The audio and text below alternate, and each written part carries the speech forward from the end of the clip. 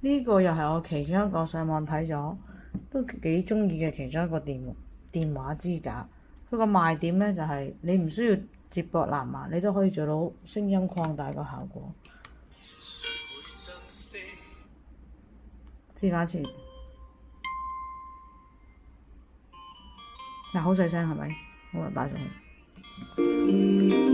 哇，好似好大聲咁，好酷啊，係嘛？但係你聽多幾秒咧，你就會發覺有咩問題㗎。你會痛哭，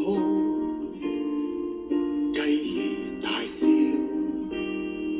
凝望大世界各種奧妙，興奮大叫，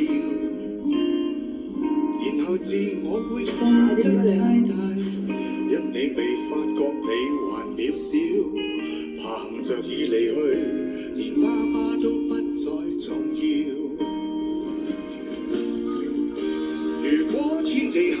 呢個係音樂，所以較為好嘅。如果咧佢係啲聽講講多一次嘢兩次都唔緊要，你就會聽到噶啦。唔應該次次都係自己使錢噶嘛。而呢個閨蜜就話，佢咧係太過計較，甚至仲喺朋友圈嗰度話咧，呢個人啊好小氣㗎。窒下咁。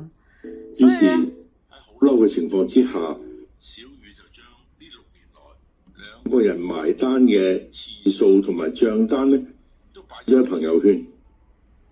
食飯超過1000蚊。酷就好似好酷啦，但係咧我就唔係幾中意去窒下嗰度咯。不過如果你就嚟聽歌，唔係我嚟聽人講嘢咧，就冇乜所謂嘅我估。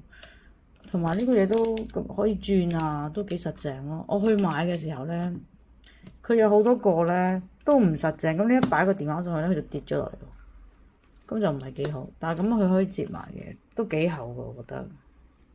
呢度插電啦，呢度 on off 啦，跟住下一首歌上一首歌啦，插電啊咁樣，插 USB 啊，就係咁。